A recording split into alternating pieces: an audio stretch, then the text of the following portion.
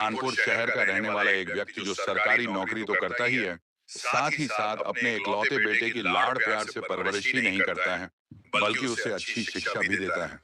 वह लड़का भी जब पढ़-लिख कर के जवानी के दहलीज पर कदम रखता है और जब ठीक-ठाक पैसे कमाने लगता है, उसकी शादी कर दी जाती है। शादी के जब 5 सालों का समय गुजरता है, इन 5 सालों में उसके 2 बच्चे भी हो जाते हैं। पर जैसे ही 5 सालों का समय गुजरता है, समय के पहिया में एक ऐसा मोड़ आता है, जहां पर उसका पूरा परिवार ही उजड़ जाता है। हालांकि पुलिस जब इस केस की जांच-पड़ताल करती है, तो ऐसी-ऐसी सच्चाई सामने निकल कर आती है, जिसे सुनने के बाद खुद पुलिस भी एकदम से चौंक जाती है। वाकई दोस्तों, आज की जो कहानी है, ये आपको भी हैरान कर देने वाली है। नमस्कार, आदाब। मैं सौरभ मिश्र और आप देख रहे हैं सौरभ की स्टोरी। आज की जो सच्ची घटना मैं आपको सुनाने वाला हूँ, यह घटना है उत्तर प्रदेश की है। उत्तर प्रदेश का एक जिला पड़ता है कानपुर और इसी कानपुर का एक थाना पड़ता है। नौबस्ता नौबस्ता थाने के अंतर्गत एक इलाका आता है किदवई नगर और इसी किदवई नगर इलाके का रहने वाला है प्रतीक शर्मा। प्रतीक जिसकी उम्र लगभग 30 साल के आसपास है, जो अपना मेडिकल स्टोर चलाता है। प्रतीक की पत्नी का नाम है नेहा शर्मा। नेहा जिसकी उम्र लगभग 27 साल के आसपास है। दरअसल प्रतीक के टोटल 2 बच्चे हैं, जिसमें एक बेटी और एक बेटा भी। बेटी की उम्र 5 साल है और बेटे का उम्र 2 साल है। दरअसल प्रतीक जो इतना पैसा तो कमाता है, जिसकी वजह से उसके घर में किसी भी चीज की कोई कमी नहीं होती है। बात कर रहा हूं मैं 7 मार्च 2024 की। रात्रि के वक्त जब हर रोज की तरह प्रतीक अपना मेडिकल स्टोर बंद करके अपने घर पर पहुंचता है, खाना खाने के बाद जब अपनी पत्नी के साथ कमरे में सोने के लिए जाता है, तो नेहा अपने पति से कहती है कि दरअसल 2-4 दिन के लिए मैं अपने मायके जाना चाहती हूँ। अपने मायके जाने के लिए जब कहती है, प्रतीक भी उसकी बात मान लेता है और फिर नेहा अपने पति से कहती है कि मैं चाहती हूँ कि कल आप खुद हमें लेकर के मेरे मायके में पहुंचा दें। अगले दिन 8 मार्च 2024 को खुद प्रतीक ही अपनी पत्नी और दोनों बच्चों को लेकर के अपने ससुराल के लिए निकल जाता है। नेहा जो मूल रूप से फैजाबाद की रहने वाली है, करीब दोपहर के वक्त प्रतीक अपनी पत्नी और दोनों बच्चों को लेकर ससुराल में जाता है। वहां पर उसकी बेहतर तरीके से खातिरदारी होती है। लगभग 3 दिनों तक अपने ससुराल में ठहरता है और फिर 12 मार्च 2024 को अपनी पत्नी और 2 बच्चों को लेकर अपने घर के लिए निकलता है। लेकिन जब वह बाराबंकी में पहुंचता है, उसकी गाड़ी खराब हो जाती है। इसीलिए प्रतीक अपनी पत्नी और दोनों बच्चों को दूसरे गाड़ी के माध्यम से अपने घर पर भेज देता है और अपनी पत्नी से कहता है कि जब गाड़ी ठीक हो जाएगी, मैं वापस घर चला आऊंगा। 12 मार्च 2024 को शाम के वक्त नेहा जब अपने दोनों बच्चों को लेकर अपने ससुराल में पहुंचती है और जब इधर घर पर प्रतीक के पिता पुनीत शर्मा अपने बेटे को नहीं देखते हैं, तो अपने बेटे के बारे में बहू से पूछते हैं। इस पर नेहा भी सारी बात अपने ससुर को बता देती है। कहती है कि उनकी गाड़ी खराब हो चुकी है, गाड़ी जब ठीक हो जाएगी खुद ही घर पर आ जाएंगे। उसके बाद से पुनीत भी अपनी बहू से कोई सवाल नहीं करता है। लेकिन अगली सुबह तक भी प्रतीक जब अपने घर पर नहीं पहुंचता है, अब पुनीत अपने बेटे के नंबर पर फोन करते हैं। रिंग तो जाती है, पर प्रतीक फोन नहीं उठाता है। इसीलिए पुनीत एक पर एक कई तरह का सवाल अपने बहू से कर देते हैं, लेकिन अपनी बहू से अभी पूछताछ कर ही रहे थे। तभी प्रतीक अपने पिता के नंबर पर मैसेज करता है, जिस पर लिखता है कि मेरी गाड़ी खराब हो चुकी है। फिलहाल मैं बाराबंकी में हूँ, गाड़ी अभी ठीक नहीं हुई है और मुझे कुछ जरूरी काम भी है। जब काम खत्म हो जाएगा, 3-4 दिन में घर वापस आ जाऊंगा। पुनीत जब उस मैसेज को पढ़ लेते हैं, आखिरकार पुनीत को भी तसल्ली हो जाती है और थोड़ी देर के बाद सेम वही मैसेज इधर प्रतीक की पत्नी नेहा के भी नंबर पे आता है। पर जैसे ही 3 दिन का और समय गुजरता है, आखिरकार इधर 16 मार्च 2024 को नेहा के दोनों बच्चों की तबीयत खराब हो जाती है। नेहा अपने ससुर से कहती है कि मैं दोनों बच्चों को लेकर डॉक्टर के पास जा रही हूँ और 16 मार्च 2024 को नेहा अपने दोनों बच्चों को लेकर घर से निकल जाती है। और जब घर से निकलती है, उसके बाद से नेहा भी अपने दोनों बच्चों के साथ गायब हो जाती है। देर शाम तक भी नेहा जब घर पर नहीं आती है, उसके बाद से नेहा के ससुर उसके नंबर पर जब फोन करते हैं, तो नेहा का भी नंबर स्विच ऑफ बताने लगता है। साथ ही साथ पुनीत जब अपने बेटे के भी नंबर पर फोन करते हैं, तो प्रतीक का भी नंबर स्विच ऑफ बताता है, जिसे लेकर के पुनीत अब काफी परेशान हो जाते हैं। दरअसल प्रतीक को अब समझ में नहीं आता कि आखिरकार उनका बेटा, बहू और दोनों बच्चे कहाँ गायब हो गए। उसके बाद से पुनीत अपने बेटे के नंबर पर फोन तो करते ही हैं, साथ ही साथ उनके जितने भी जानने वाले लोग होते हैं, सबके नंबरों पर फोन करते हैं और अपने बेटे और बहू के बारे में पूछताछ करते हैं, पर बावजूद इसके इन दोनों का कहीं कुछ पता नहीं चलता है। और देखते ही देखते लगभग 5 दिन का और समय गुजर जाता है। 5 दिनों के बाद भी जब प्रतीक और उसकी पत्नी घर नहीं आते हैं, आखिरकार 21 मार्च 2024 को पुनीत इसी नौबस्ता थाने में जाते हैं और अपने बहू और बेटे के साथ साथ दोनों बच्चों की भी गुमशुदगी का रिपोर्ट दर्ज करा देते हैं। पुलिस इन सबकी गुमशुदगी का रिपोर्ट तो दर्ज कर लेती है, लेकिन इन्हें ढूंढने में कोई ज्यादा दिलचस्पी नहीं दिखाती है, क्योंकि उस वक्त होली का फेस्टिवल होता है। पुलिस अपने काम में लग जाती है और फिर इन सबको ढूंढना बंद कर देती है, जिसकी वजह से 15 दिनों का और भी समय गुजर जाता है। इधर पुनीत जो बार बार थाने का चक्कर लगाते हैं, पुलिस से जब पूछताछ करते हैं, पुनीत को भी समझने में देर नहीं लगता है कि पुलिस उन सबको ढूंढने में कोई ज्यादा दिलचस्पी नहीं ले रही है। इसीलिए 15 दिनों के बाद आखिरकार पुनीत इलाके के डीएसपी रविंद्र कुमार से जाकर मुलाकात करते हैं और फिर उनसे सारी बात बताते हैं। सारी कहानी सुनने के बाद डीएसपी साहब जब थाने में फोन करते हैं, पुलिस को सख्त हिदायत देते हैं कि इस केस को सीरियस तरीके से ली जाए।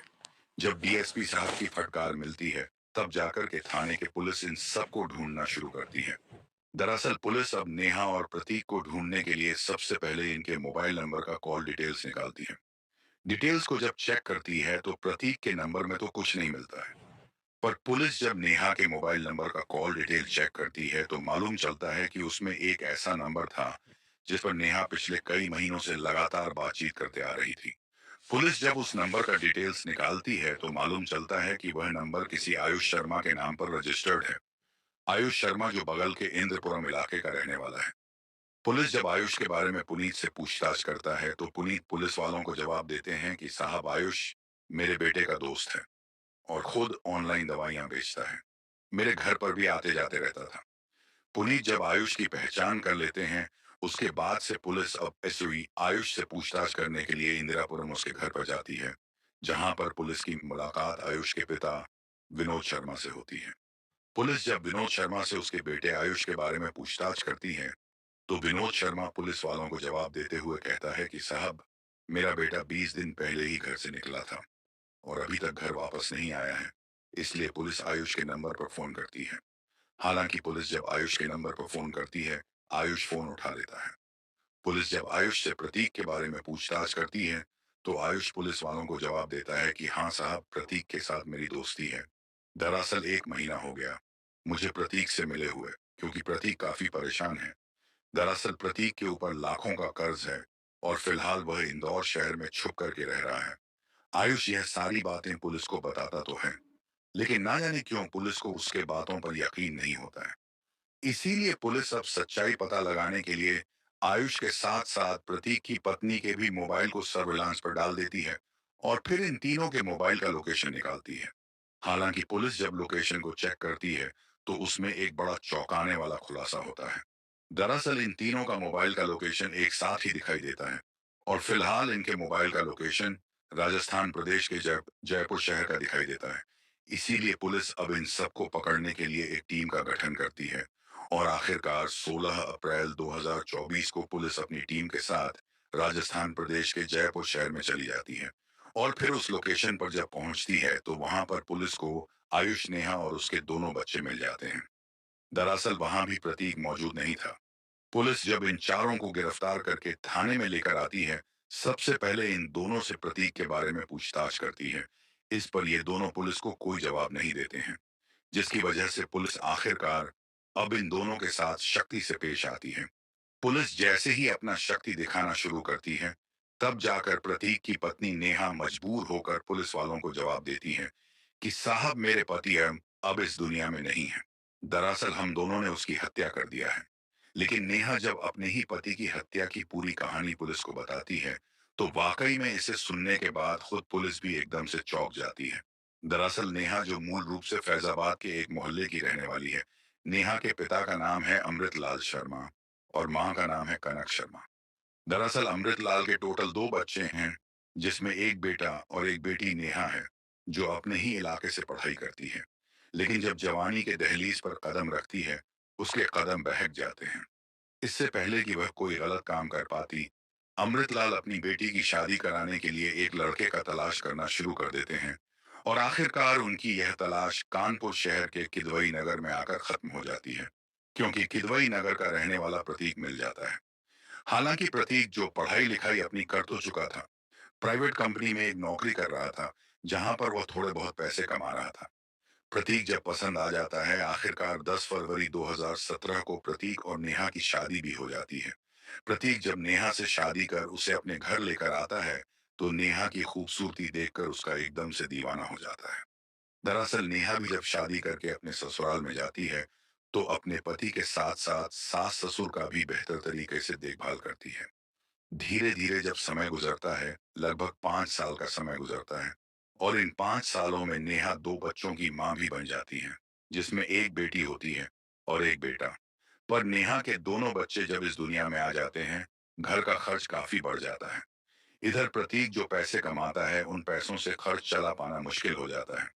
इसीलिए प्रतीक एक दिन अपने पिता से कहता है कि दरअसल मैं मेडिकल शॉप खोलना चाहता हूँ और उसके लिए मुझे कुछ पैसों की जरूरत है। पैसों की जब डिमांड करता है, आखिरकार पुनीत शर्मा भी अपने बेटे को पैसे दे देते हैं और साल 2023 में प्रतीक अपने ही इलाके में एक मेडिकल शॉप खोल लेता है। दवाई की दुकान खोलने के बाद आसपास के कुछ डॉक्टरों से मुलाकात करता है और जब उसके पास डॉक्टर के लिखे हुए पर्चियां आनी शुरू हो जाती हैं, कुछ ही दिनों के बाद उसकी दुकान बेहतर तरीके से चल पड़ती है, जिससे वो ठीक ठाक पैसे कमाने लगता है। इसी दुकान पर एक दिन प्रतीक की मुलाकात आयुष शर्मा से होती है। दरअसल आयुष शर्मा जो ऑनलाइन दवाइयां बेचता था, चूंकि दोनों एक ही जाति बिरादरी के थे, इसीलिए दोनों के बीच में काफी गहरी दोस्ती हो जाती है। प्रतीक और आयुष के बीच में जब दोस्ती हो जाती है, दोनों साथ बैठ कर के शराब भी पीने लगते हैं। और जब कुछ महीनों का समय गुजरता है, एक दिन प्रतीक अपने दोस्त आयुष को लेकर अपने घर पर आता है। इधर आयुष जब पहली बार प्रतीक के घर पर जाता है और जब उसकी पत्नी नेहा को देखता है, तो नेहा की खूबसूरती देख पहली नजर में उसे पसंद कर लेता है। उसके बाद से प्रतीक के घर पर आना जाना लगातार शुरू हो जाता है, चूंकि प्रतीक के पिता भी खाली बैठे हुए थे। इसीलिए अपने बेटे का हाथ बंटाने के लिए वह भी दुकान पर चले जाते हैं और घर पर अकेले अकेले सिर्फ नेहा ही रहती है। इसी बीच जब आयुष प्रतीक के घर पर जाता है, उसकी पत्नी नेहा से हंसी मजाक करने लगता है और हंसी मजाक में ही नेहा से कुछ ऐसी बातें कह देता है, जिसे सुनने के बाद नेहा को भी समझने में देर नहीं लगता है कि प्रतीक उसे चाहता है।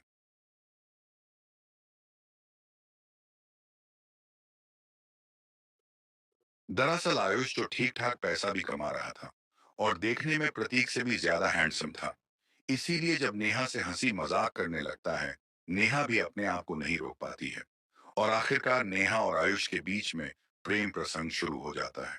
हालांकि दोनों के बीच में जब प्रेम प्रसंग शुरू होता है, इस बात की जानकारी नेहा के परिवार वालों को मालूम नहीं चलता है। नेहा और आयुष के बीच में जब प्रेम प्रसंग शुरू हो जाता है, उसके बाद से आयुष नेहा से मुलाकात करने के लिए अक्सर उसके घर पर ही जाना शुरू कर देता है और फिर उसके घर के अंदर ही मुलाकात कर लेता है। जब कुछ महीनों का समय गुजरता है, प्रतीक को तो कुछ नहीं मालूम चलता है, लेकिन कहीं ना कहीं इस बात की जानकारी पड़ोस के रहने वाले लोगों को मालूम चल जाता है और लोग जब तरह तरह की बात करने लगते हैं, आखिरकार एक दिन यह उड़ती हुई खबर प्रतीक के कानों तक पहुंच जाती है। प्रतीक जब रात्रि के वक्त अपने घर पर पहुंचता है और जब आयुष को लेकर अपनी पत्नी से पूछताछ करता है, तो आयुष का नाम सुनकर के नेहा भी एकदम से भड़क जाती है और साथ ही साथ अपने पति को ही फटकार लगाते हुए कहती है कि तुम कैसी बात कर रहे हो, वह तुम्हारा दोस्त है और तुम ही उसे घर पर लेकर के आए थे। लगता है कि पड़ोसियों ने तुम्हारा कान भर दिया है। अगर तुम्हें सच में लगता है कि मैं ऐसी हूं, तो आयुष तुम्हारा दोस्त है, उससे मना कर देना कि हमारे घर पर कभी ना आए। नेहा जब इतने बेबाकी तरीके से जवाब देती है, तो प्रतीक को भी लगता है कि शायद पड़ोसियों को कोई गलतफहमी हो गई होगी। इसीलिए प्रतीक अपनी पत्नी से कोई दूसरा सवाल नहीं करता है और साथ ही साथ शक करना भी बंद कर देता है। प्रतीक भले ही अपनी पत्नी के ऊपर शक करना बंद कर देता है, लेकिन उसके बाद से नेहा भी अब एकदम से सतर्क रहने लगती है। दरअसल उसके बाद से अब नेहा आयुष को अपने घर पर नहीं बुलाती है, बल्कि जब भी उससे आयुष से मिलने का मन करता है, घर से बाहर चली जाती है और बाहर जाकर होटल में एक कमरा बुक कर लेते हैं। घंटा 2 घंटा बिताने के बाद वापस अपने घर चले आते हैं। लेकिन एक दिन नेहा जब आयुष के साथ बाइक पर बैठ कर के मार्केट में घूम रही थी, तभी एक प्रतीक का दोस्त उसे देख लेता है और इस बात की जानकारी प्रतीक को दे देता है। तब जाकर के प्रतीक को लगता है कि शायद पड़ोस वाले सच बोल रहे थे। उस दिन शाम के वक्त प्रतीक जब घर पर आता है तो काफी नशे की हालत में आता है और जब आयुष को लेकर के नेहा से पूछताछ करता है, जब नेहा उसे गुस्से में जवाब देती है, तो प्रतीक अपनी पत्नी की बुरी तरीके से पिटाई कर देता है और उसके बाद से यह रोज का सिलसिला शुरू हो जाता है। दरअसल उसके बाद से प्रतीक जब भी घर पर आता है, हर छोटी मोटी बातों को लेकर अपनी पत्नी की बुरी तरीके से पिटाई करने लगता है। धीरे धीरे जब समय गुजरता है और बार बार जब अपनी पत्नी की पिटाई करना शुरू करता है, इस वजह से अब नेहा भी अपने पति से नफरत कर बैठती है। हालांकि प्रतीक जब भी अपनी पत्नी की पिटाई करता है, नेहा ये सारी बातें आयुष को बताती हैं। आयुष को भी जब मालूम चलता है कि प्रतीक अपनी पत्नी की पिटाई कर रहा है, यह जान करके आयुष को भी काफी बुरा लगता है, लेकिन चाह करके भी वह कुछ नहीं कर पाता है। लेकिन जैसे जैसे समय गुजरता है, आयुष को भी प्रतीक से नफरत हो जाती है। एक दिन होटल में जब नेहा और आयुष एक दूसरे से मुलाकात करते हैं और जब उन दोनों की जरूरतें पूरी हो जाती हैं, उसके बाद से नेहा आयुष से एक सवाल करती है। दरअसल नेहा आयुष से सवाल करती है कि क्या तुम मुझे सचमुच में प्यार करते हो या फिर सिर्फ मेरे साथ खिलवाड़ कर रहे हो। इस पर आयुष नेहा को जवाब देते हुए कहता है कि मैं तुमसे दिल जान से प्यार करता हूँ और शादी भी करना चाहता हूँ। इस पर नेहा उसे जवाब देते हुए कहती है कि मेरे पति के रहते हुए यह कभी नहीं हो सकता है, क्योंकि जब तक प्रतीक इस दुनिया में जिंदा रहेगा, हम दोनों एक एक नहीं हो सकते हैं। नेहा जब इस तरह की बातें कहती हैं, इस पर आयुष उसे तुरंत ही जवाब देते हुए कहता है कि अगर प्रतीक हमारे रास्ते का रोड़ा बन रहा है, तो मैं हमेशा के लिए इस रोड़े को दुनिया से हटा दूंगा, लेकिन इसमें तुम्हें मेरा साथ देना होगा। इस पर नेहा भी उसे जवाब देते हुए कहती है कि तुम्हें जो कुछ भी करना है तुम करो, मैं दिल खोल करके तुम्हारा साथ दूंगी। दरअसल उसी होटल के बंद कमरे में नेहा और आयुष प्रतीक को हमेशा के लिए इस दुनिया से हटाने के लिए एक प्लान तय कर लेते हैं। और इसी प्लान के तहत एक दिन नेहा अपने पति से कहती है कि दरअसल मैं मायके जाना चाहती हूँ। मायके जाने के लिए जब कहती है, प्रतीक उसकी बात मान लेता है और 6 मार्च 2024 को प्रतीक अपनी पत्नी और दोनों बच्चों को लेकर अपने ससुराल में जाता है और वहीं पर छोड़ करके 7 मार्च को वापस अपने घर पर आ जाता है। इधर जब घर पर आता है तो आने से पहले अपनी पत्नी से कह देता है, मैं 8 मार्च को दोबारा आऊंगा और तू मेरे साथ चली आना। इधर प्रतीक जब अपने घर पर पहुंच जाता है, उसके थोड़ी देर के बाद नेहा आयुष के नंबर पर फोन करती है और कहती है कि यही हमारे पास एक बेहतर मौका है। दरअसल 8 मार्च को मेरा पति मेरे घर पर आने वाला है। अगर वह यहाँ पर आए तो तुम भी साथ में आ जाना और फिर रास्ते में उसका काम तमाम कर देंगे। अपने पूरे प्लान के बारे में जब बताती है, उसके बाद से इसी प्लान के तहत 8 मार्च को सुबह सुबह आयुष जाकर के प्रतीक से मुलाकात करता है और कहता है कि आज मेरे पास कोई काम धंधा नहीं है। कम ना होने की वजह जब कहता है तो प्रतीक भी उसे सलाह देते हुए कहता है कि आज मैं अपने ससुराल जा रहा हूँ, अगर चाहो तो तुम ही मेरे साथ चल सकते हो। अपने साथ ले जाने के लिए जब कहता है, आयुष उसके साथ जाने के लिए तैयार हो जाता है और आखिरकार 8 मार्च 2024 को प्रतीक आयुष को लेकर के अपने ससुराल के लिए रवाना हो जाता है। लेकिन लखनऊ शहर में जब पहुंचते हैं, आयुष अपने दोस्त प्रतीक से कहता है कि क्यों ना आज रात को लखनऊ के किसी होटल में ठहरते हैं, जमकर शराब पीते हैं और फिर कल तुम्हारे ससुराल चलेंगे। 9 मार्च को रात्रि के वक्त लखनऊ के एक होटल में ठहरने के लिए जब कहता है, प्रतीक उसकी बात मान लेता है और फिर लखनऊ के ही हजरतगंज इलाके के एक होटल में कमरा बुक करते हैं और उसी कमरे में पूरी रात जमकर दोनों शराब पीते हैं। शराब पीने के बाद प्रतीक जब गहरी नींद में सो जाता है, इधर आयुष को पहले से किसी ने बता रखा था कि अगर कई तरह की शराब एक बोतल में मिलाकर और 10 से 11 अगर उसमें नींद की गोलियां मिला दी जाती हैं, तो शराब जहरीली हो जाती है, जिसे पीने के बाद इंसान की मौत भी हो सकती है। इसीलिए आयुष कई तरह की शराब मंगवाता है और उन सारे शराब को एक में मिलाकर उसमें 1 दर्जन नींद की गोलियां मिला देता है और फिर उस बोतल को अपने पास संभाल कर रख लेता है। अगले दिन 9 मार्च 2024 को सुबह-सुबह प्रतीक आयुष को लेकर के अपने ससुराल में जाता है और फिर शाम को ही अपने घर के लिए रवाना हो जाता है। उधर से अपनी पत्नी और दोस्त और दोनों बच्चों को लेकर जब अपने घर के लिए रवाना होता है और फिर से वापस जब लखनऊ शहर में पहुंचता है, तो नेहा अपने षड्यंत्र के तहत अपने पति से कहती है कि दरअसल मैं लखनऊ घूमना चाहती हूँ। क्यों ना आज रात को लखनऊ में ही ठहरते हैं और फिर कल वापस घर चलते हैं लखनऊ में घूमने के लिए। जब कहती है, प्रतीक भी अपनी पत्नी की बात मान लेता है और फिर लखनऊ के ही हजरतगंज इलाके के एक होटल में डबल बेड का एक कमरा बुक कर लेता है और फिर उसी में सब ठहरते हैं। इधर आयुष को पहले से मालूम था कि खाना खाने के बाद प्रतीक शराब की डिमांड जरूर करेगा। होता भी बिल्कुल वैसे ही है। जब सबके सब खाना खा लेते हैं, प्रतीक शराब की डिमांड करता है। प्रदीप जब शराब मांगता है, आयुष अपने पास से उसी बोतल को निकालता है और फिर खुद अपने ही हाथों से पैक बनाता है और बना करके प्रतीक को दे देता है। प्रतीक जैसे ही उस शराब को पीता है, एक ही घंटे के बाद वो बेहोशी की हालत में हो जाता है। और जब कुछ मिनट का समय गुजरता है, होटल के कमरे के अंदर ही प्रतीक की मौत हो जाती है। प्रतीक की जब मौत हो जाती है, उसके बाद से आयुष और नेहा अपना नाटक करना शुरू कर देते हैं। दरअसल सबसे पहले होटल के मैनेजर को फोन करके बुलाते हैं और साथ ही साथ एम्बुलेंस को कॉल करते हैं। एम्बुलेंस जब आती है तो उसी एम्बुलेंस में प्रतीक को लेकर के इलाके के सरकारी हॉस्पिटल में जाते हैं। पर डॉक्टर जब प्रतीक को चेक करते हैं तो मालूम चलता है कि प्रतीक की मौत हो चुकी है। इसीलिए डॉक्टर इस बात की जानकारी थाने में दे देते हैं। पुलिस जब हॉस्पिटल में पहुंचती है और नेहा आयुष से जब पूछताछ करती है, तो नेहा कहती है कि दरअसल मरने वाले की मैं पत्नी हूँ और आयुष उनका छोटा भाई है। दरअसल मेरे पति की शराब पीने की वजह से उनकी मौत हो चुकी है। पुलिस डेड बॉडी को अपने कब्जे में लेकर पोस्टमार्टम के लिए भेज देती है और जब अगले दिन पोस्टमार्टम हो जाती है, डेड बॉडी आयुष और नेहा के हवाले कर देती है। उसके बाद से नेहा अपने पति की डेड बॉडी को लेकर अपने घर पर नहीं आती है, बल्कि वहीं पर प्रतीक का अंतिम संस्कार कर देती है। उसके बाद से अपने दोनों बच्चों को साथ लेकर के अपने ससुराल में आ जाती है। वहां से आयुष प्रतीक की गाड़ी लेकर अपने घर चला जाता है। लेकिन नेहा जब अपने घर पर आती है तो अपने पति का मोबाइल भी अपने साथ ही लेकर के आती है। जब अपने ससुराल में पहुंचती है और जब इधर पुनीत अपने बेटे को नहीं देखते हैं, अपनी बहू से पूछते हैं। इस पर नेहा अपने ससुर से झूठ बोल देती है कि दरअसल उनकी गाड़ी खराब हो चुकी है और जब गाड़ी ठीक हो जाएगी एक दो दिन में घर वापस आ जाएंगे। लेकिन दो दिन के बाद भी प्रतीक जब अपने घर पर नहीं आता है, आखिरकार पुनीत अपने बेटे के नंबर पर फोन करते हैं। रिंग तो जाती है, लेकिन वह मोबाइल नेहा के पास ही मौजूद था। नेहा जब देखती है कि उसके ससुर बार बार प्रतीक के नंबर पर फोन कर रहे हैं, नेहा को अब यह डर सताने लगता है कि कहीं सारा राज ना खुल जाए। इसीलिए नेहा अब अपने आप को बचाने के लिए प्रतीक के ही मोबाइल से खुद पुनीत के नंबर पर मैसेज करती है और वही मैसेज अपने भी मोबाइल पर भेज देती है। इससे पहले कि राज खुल पाता, 16 मार्च 2024 को अपने षड्यंत्र के तहत नेहा अपने ससुर से झूठ बोलती है कि दरअसल दोनों बच्चों की तबीयत खराब है, मैं उन्हें डॉक्टर के पास ले जाना चाहती हूँ।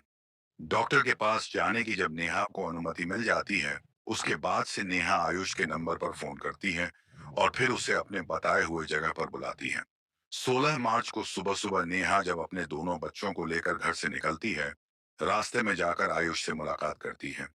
उसके बाद से आयुष नेहा और उसके दोनों बच्चों को लेकर के राजस्थान प्रदेश के जयपुर शहर में चला जाता है और फिर वहीं पर दोनों एक किराए का कमरा लेकर एक साथ ही रहने लगते हैं। वाकई में नेहा जब यह पूरी कहानी पुलिस को बताती है, पुलिस अब सच्चाई पता लगाने के लिए अपने टीम के साथ लखनऊ में जब जाती है और जब वहां के थाने की पुलिस से पूछताछ करती है, तो पुलिस भी सारी फाइल खोल करके दिखा देती है कि वाकई में प्रतीक की मौत हो चुकी है और उसका अंतिम संस्कार भी कर दिया गया है। हालांकि पुलिस जब लखनऊ थाने की पुलिस से कहती है कि प्रतीक की जहरीली शराब पीने की वजह से मौत नहीं हुई थी, बल्कि उसकी पत्नी और उसके आशिक ने दोनों ने मिलकर के उसकी हत्या की थी। इस पर पुलिस भी अब जवाब देते हुए कहती है कि दरअसल पोस्टमार्टम रिपोर्ट में यह खुलासा ही नहीं हो पाया कि आखिरकार प्रतीक की मौत कैसे हुई थी। जब सारा केस ओपन हो जाता है, उसके बाद से पुलिस आयुष के साथ साथ नेहा को भी गिरफ्तार कर लेती है। अगले दिन जिला अदालत में पेश करती है, जहां से इन दोनों को जेल भेज दिया जाता है। फिलहाल प्रतीक के दोनों बच्चे जो अपने दादा दादी के साथ रह रहे हैं। दोस्तों, इस पूरी घटना के बारे में आपकी क्या राय है, कमेंट करके जरूर बताएं। इसी के साथ मैं आप सभी से विदा लेना चाहता हूं। कल फिर मिलते हैं एक और नई सच्ची घटना के साथ। तब तक के लिए जय हिंद, जय भारत, वंदे मातरम।